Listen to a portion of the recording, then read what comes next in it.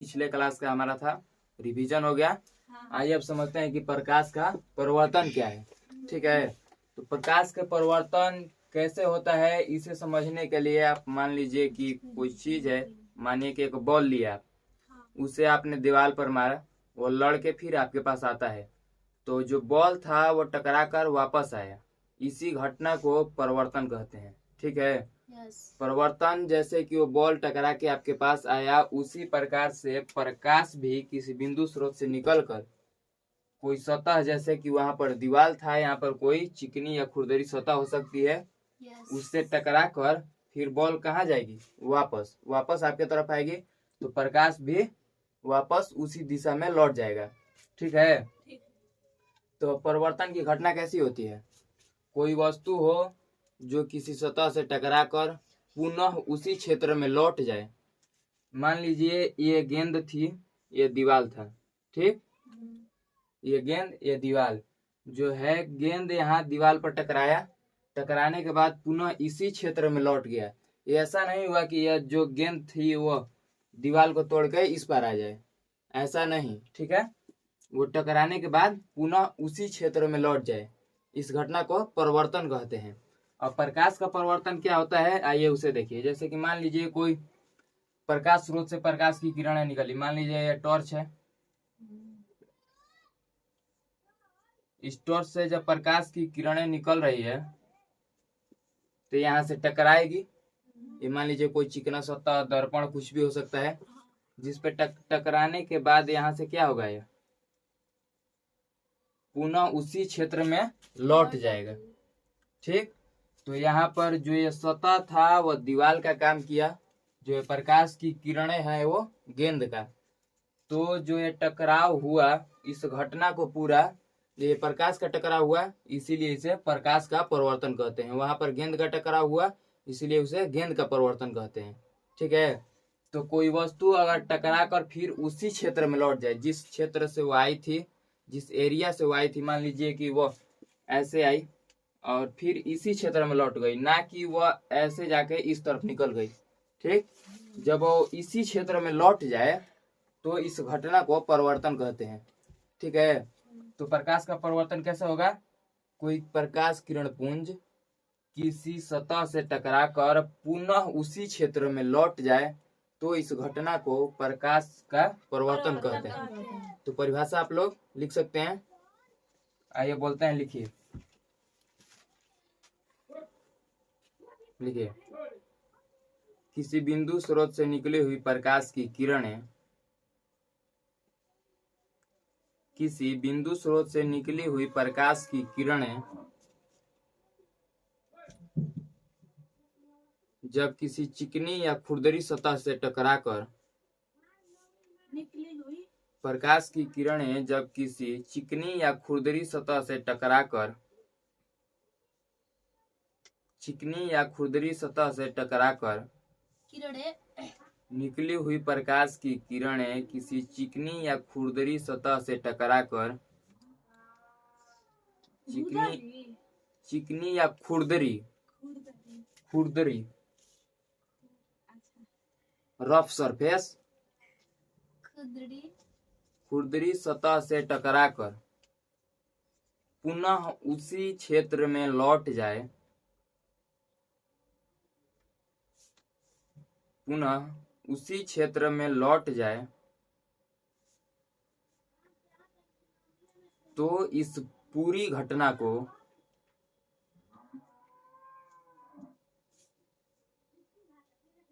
लौट जाए तो इस पूरी घटना को प्रकाश का परिवर्तन कहते हैं। तो इस पूरी घटना को प्रकाश का परिवर्तन कहते हैं।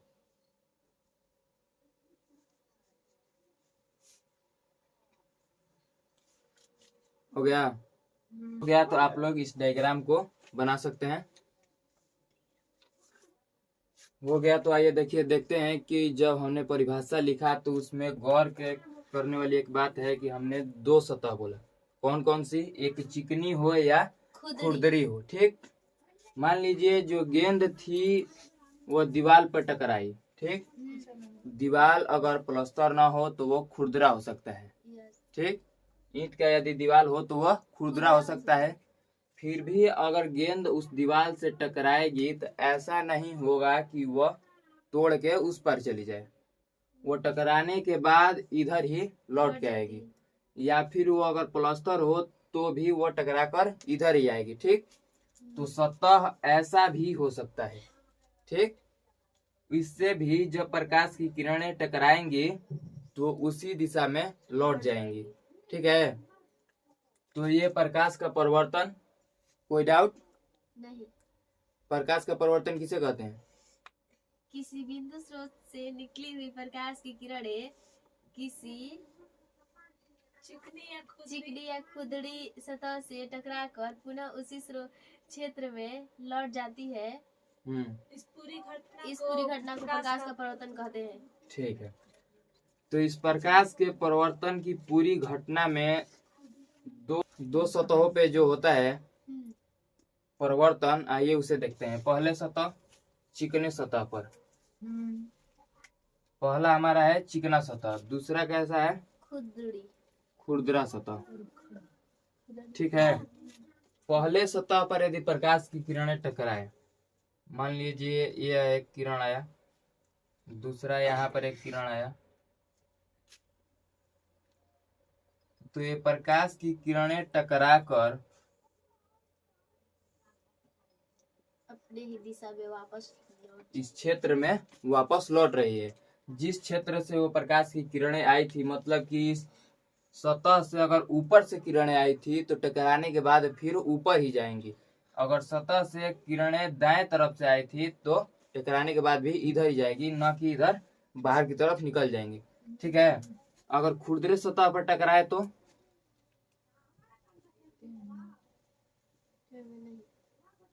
उसी क्षेत्र में वापस लौट जाएगी।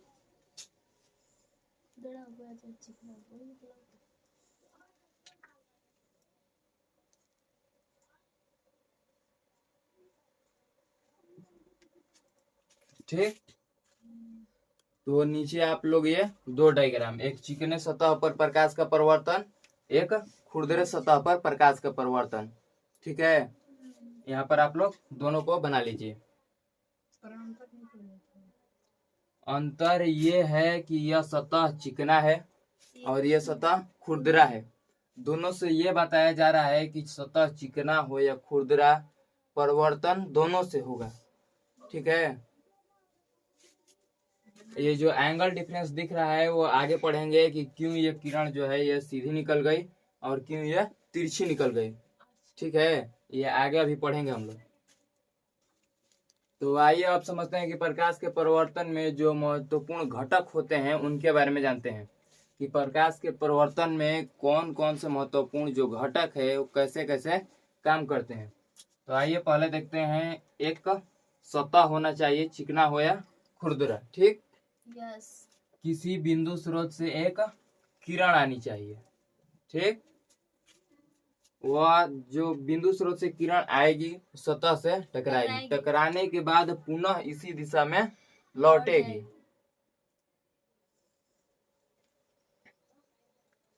ठीक है, ये आती हुई किरण, ये टकराकर जाती हुई किरण। ठीक, यहाँ पर एक बिंदु बना जहां पर ये किरणें टकराई है, इस बिंदु को कहते हैं आपतन बिंदु।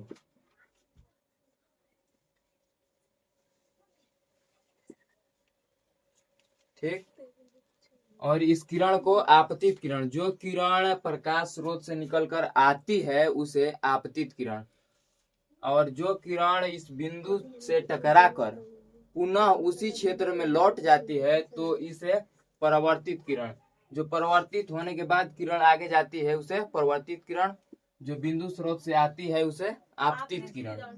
ठीक है, तो इसे क्या कहते हैं? आपतित किरण।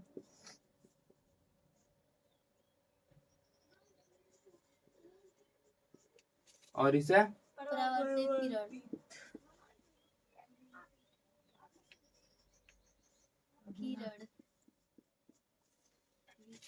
ठीक, आपको ये तीन चीज समझ में आ गया कि आपतित किरण क्या है, आपतन बिंदु क्या है और परावर्तित किरण क्या है।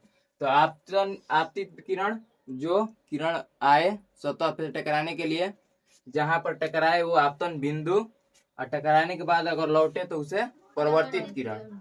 यहाँ पर इस सतह को आधार मानकर, किसे आधार मानकर, इस सतह को आधार मानकर ऊपर की तरफ क्या खींचते हैं, एक अभिलंब खींचते हैं। किस क्षेत्र में, मान लीजिए कि ये किरण, रुकिए, जैसे कि आपतित किरण आई, टकराने के बाद परावर्तित किरण इस सतह से टकराई, तो इस सतह को आधार मानेंगे, और आधार मानने के बाद जो लंब खींचेंगे, अभिलंब खींचेंगे, वो किस क्षेत्र में होना चाहिए, वो उसी क्षेत्र में होना चाहिए जहां से किरणें आई है और जिस क्षेत्र में किरणें गई है।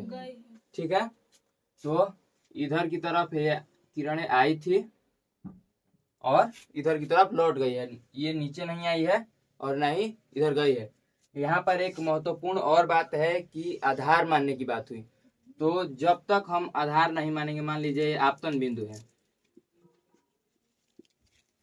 आपतन बिंदु है, ठीक, तो आपतन बिंदु से अगर अभिलंब खींचेंगे तो ये भी एक अभिलंब है, यहाँ पर भी खींचेंगे तो ये भी अभिलंब है, ठीक, ये भी इस बिंदु पर 90 डिग्री का कोण बनाएगा, ये भी 90 डिग्री का कोण बनाएगा, तो कहीं भी खींचेंगे तो 90 डिग्री का कोण बनाएगा बिंदु को।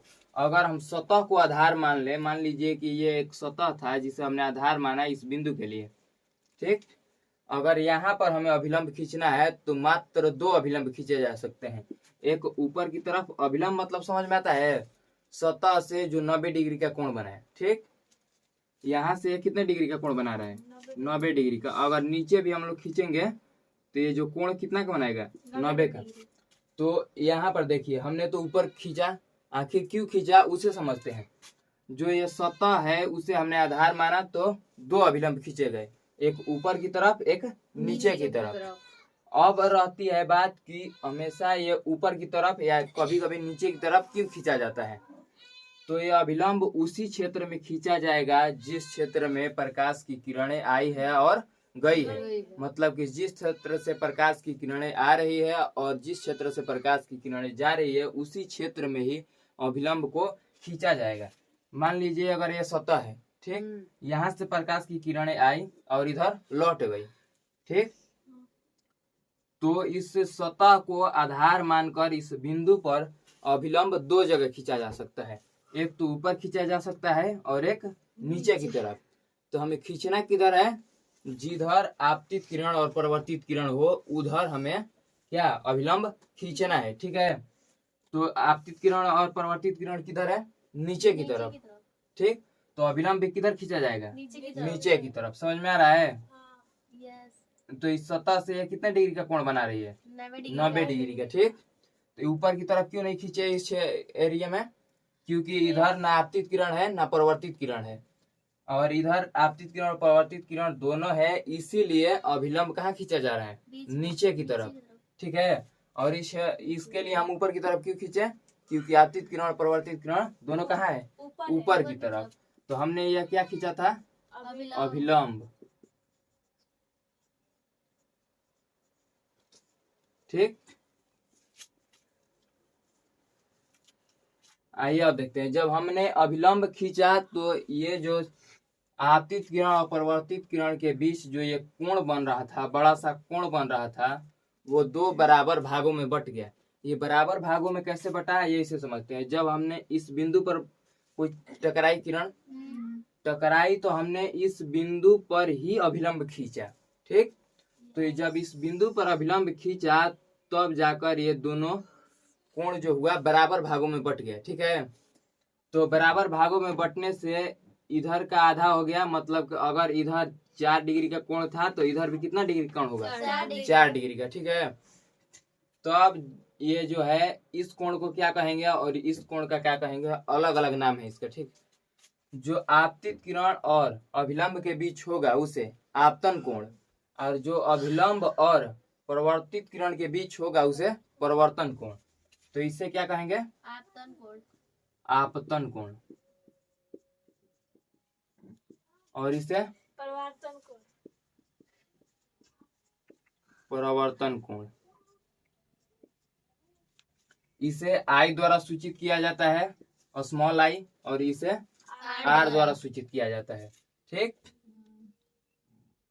आप लोग चाहे तो इसे उतार सकते हैं। अब इसके परिभाषा की ओर गौर करेंगे कि आपतन बिंदु क्या है, आपतित किरण क्या है। ऐसे तो आप लोगों को सभी को समझ में आ गया होगा क्या होगा, फिर भी लिखवाना जरूरी है, तो इसे एक बार लिखेंगे जरूर। आप लोग इसे उतार लीजिए।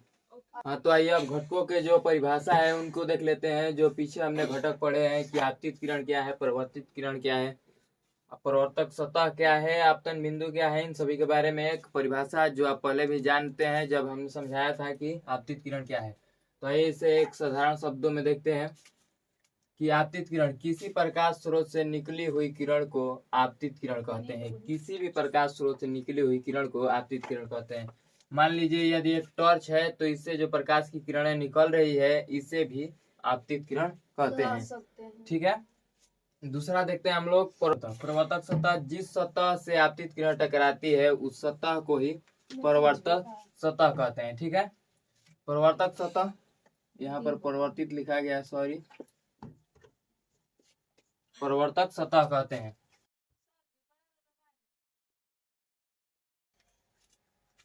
जिस सतह से आपतित किरण टकराती है उस सतह को प्रवर्तक सतह कहते हैं।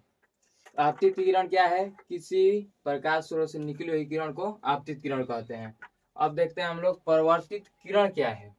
ठीक है, जब आपतित किरण परावर्तक सतह से टकराकर उसी क्षेत्र में लौट जाते तो उस लौटी हुई किरण को ही क्या कहते हैं, परावर्तित किरण। आइए इसे डायग्राम जो है इसे समझ लेते हैं। यहाँ पर ये किरण आ रही है आपतित किरण, किसी स्रोत से निकल कर आई है, इसीलिए ये आपतित किरण हुई। यहाँ पर ये टकरा रही है इस सतह से, तो ये सतह कौन सा, परावर्तक सतह। ये जो परावर्तक सतह है यही है, ये परावर्तक सतह, ये आपतित किरण। ठीक, और जब टकरा कर इस सतह से उसी क्षेत्र में लौट रही है तो इस लौटती हुई किरण को क्या कहेंगे, परावर्तित किरण। परावर्तित किरण। आइए अब देखते हैं आपतन बिंदु की आपतन बिंदु क्या है। तो परावर्तक सतह के जिस बिंदु पर आपतित किरण टकराती है उसे आपतन बिंदु कहते हैं। किस सतह पर, तो परावर्तक सतह पर। परावर्तक सतह यह रहा। जिस बिंदु पर टकराती है कौन किरण, आपतित किरण। ठीक, जिस बिंदु पर आपतित किरण टकराएगी, किसके बिंदु पर, तो आप परावर्तक सतह के बिंदु पर। ठीक, तो किस बिंदु पर यहाँ पर टकरा रही है, इस बिंदु पर, तो इस बिंदु क्या कहेंगे, आपतन बिंदु। ठीक है, इस बिंदु को आपतन बिंदु। फिर से एक बार देखिए, परावर्तक सतह के जिस बिंदु पर आपतित किरण टकराती है उस बिंदु को ही क्या कहते हैं, आपतन बिंदु। ठीक, आगे आइए देखते हैं कि अभिलंब क्या है और आपतन कोण और परावर्तन कोण क्या है। ठीक, ये हो गया है, नहीं हुआ है तो आप लोग लिख लीजिए, और ऑनलाइन वाले जो है यूट्यूब पर वो स्क्रीनशॉट ले सकते हैं। तो आइए अब बच्चे जो घटक है, मौजूद घटक है, उनके बारे में देख लेते हैं। जैसे कि अभिलंब किसे कहते हैं, हम समझ चुके हैं कि अभिलंब किसे कहते हैं। थोड़ा सा इसे शब्दों में सजाते हैं कि अभिलंब किसे कहते हैं। तो आपतन बिंदु पर परावर्तक सतह को आधार मानकर आपतित किरण के क्षेत्र में खींचे गए लंब को अभिलंब कहते हैं। मतलब क्या हुआ कि आपतन बिंदु जो है, ये रहा आपतन बिंदु पर परावर्तक सतह को आधार मानकर, इस सतह को आधार मानकर आपतित किरण के क्षेत्र में, आपतित किरण किधर है, ऊपर की तरफ, तो आपतित किरण के क्षेत्र में खींचे गए अभिलंब को, इस अभिलंब को क्या कहते हैं, लंब को अभिलंब कहते हैं। ठीक,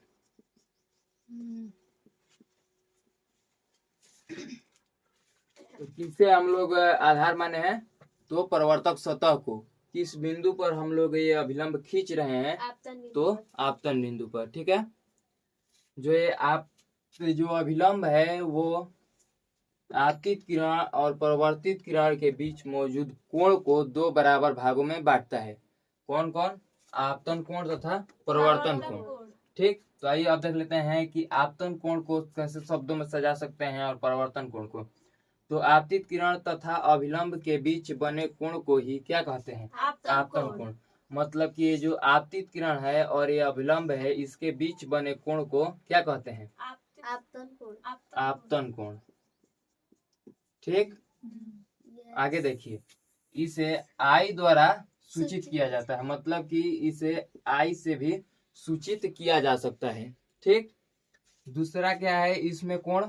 तो परावर्तन कोण। ठीक, अभिलंब तथा परावर्तित किरण के बीच बने कोण को ही क्या कहते हैं? परावर्तन कोण। अभिलंब तथा परावर्तित किरण के बीच बने कोण को परावर्तन कोण कहते हैं। तो अभिलंब हमारा ये रहा, ठीक, अभिलंब और ये परावर्तित किरण, इसके बीच जो बन रहा है कोण उसे ही क्या कहेंगे? परावर्तन कोण। तो इस कोण को क्या कहेंगे? परावर्तन कोण। परावर्तन कोण। आगे देखिए, इसे आर द्वारा सूचित किया जाता है। ठीक, परावर्तन कोण को किसके द्वारा सूचित किया जाता है? आर द्वारा। आर द्वारा। और आपतन कोण को आई द्वारा। ठीक, तो ये हमने समझ लिया कि परावर्तन कोण के मौजूद जितने भी घटक है वो किस तरह से काम करते हैं, कहाँ कहाँ पर व्यवस्थित होते हैं, किस घटना में? तो प्रकाश के परावर्तन के घटना में ये मौजूद घटक किसके हैं? प्रकाश के परावर्तन के घटना के। ठीक, तो प्रकाश के परावर्तन की घटना में जो भी मौजूद घटक थे हमने उनके बारे में जाना। अब जानेंगे कि प्रकाश के परावर्तन के नियम कौन कौन से हैं और नियम क्या क्या कहते हैं। ठीक, आइए उसके नियम के बारे में भी जान लेते हैं। तो आइए अब समझते हैं कि प्रकाश के परावर्तन के नियम कौन कौन से हैं और क्या क्या वो नियम कहते हैं। ठीक, तो प्रकाश के परावर्तन के दो नियम हैं, आप यहाँ पर लिख सकते हैं कि परावर्तन के दो नियम हैं।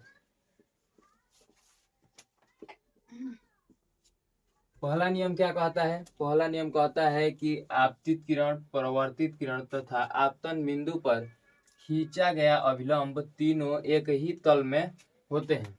ठीक, आपतित किरण, परावर्तित किरण तथा आपतन बिंदु पर खींचा गया अभिलंब तीनों एक ही तल में होते हैं। इसके कहने का क्या मतलब है? जो आपतित किरण है और परावर्तित किरण है तथा आपतन बिंदु पर खींचा गया जो अभिलंब है वो तीनों एक ही तल में होंगे। अगर वो ऊपर है सतह के तो ऊपर ही होंगे, अगर सतह के नीचे है तो तीनों नीचे ही होंगे। ठीक, अगर सतह ऐसी है तो आपतित किरण ये है और परावर्तित किरण ये है तो अभिलंब भी इसी क्षेत्र में होगा। समझ में आया? दूसरा नियम क्या कहता है? आपतन कोण तथा परावर्तन कोण दोनों का मान हमेशा क्या होता है? बराबर होता है।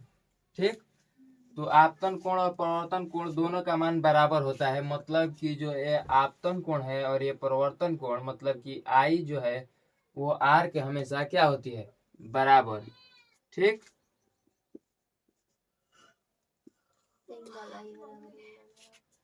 तो ये दोनों नियम, अगर कोई परिवर्तन जो है वो इन दोनों नियमों में किसी एक नियम को भी न माने तो उसे प्रकाश का परिवर्तन नहीं माना जाता है। ठीक, इसी नियम के कारण ये जो खुरदरा सतह है, ये जो खुरदरा सतह है यहाँ से ये ऊपर की तरफ उठ रहा है, न कि इधर जा रहा है, क्योंकि ये जिस सतह से टकरा रहा है वो थोड़ा खुरदरा है, ऊपर की तरफ उठा हुआ है। अगर हम इसे इस तरफ ले जाएंगे तो जो आपतन कोण होगा वो कम हो जाएगा परावर्तन कोण से। अगर मान लीजिए हमने यहाँ से ऐसे ले गए तो ये जो परावर्तन कोण है वो बढ़ जाएगा। ठीक, तो हमेशा क्या करना है? आई को आर के बराबर करना है। तो ये जो किरण है इधर गई तो परावर्तन के नियम को नहीं मान रही है, इसीलिए परावर्तन नहीं होगा यहाँ पर। तो ये किरण हमेशा टकराने के बाद इसी दिशा में लौटेगी। ठीक, जिससे आई जो है वो आर के हमेशा क्या होगा? बराबर होगा। समझ में आ गया? तो ये परिवर्तन के नियम और परिवर्तन के बारे में हमने आज के इस वीडियो में समझा। ठीक, अगले जो क्लास होगा उसमें हम लोग दर्पण के बारे में समझेंगे कि दर्पण क्या है, कैसे बनते हैं दर्पण। ठीक, कलई क्या होता है, उन सब के बारे में समझेंगे। अगर कोई डाउट है तो कमेंट करके पूछ सकते हैं। आप लोगों का भी कोई डाउट है तो अभी आप पूछ सकते हैं।